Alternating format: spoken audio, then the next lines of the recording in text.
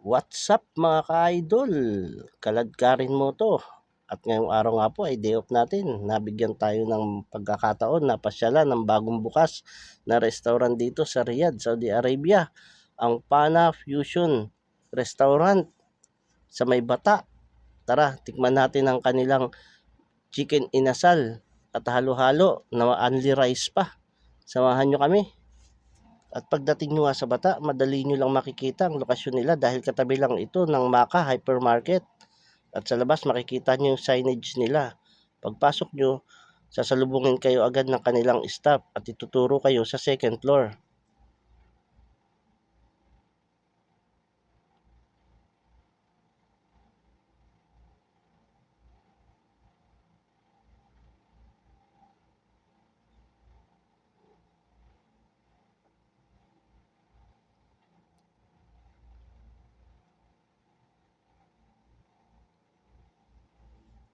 Pagdating nyo sa second floor, nandyan ang ating mga kabayan na staff din.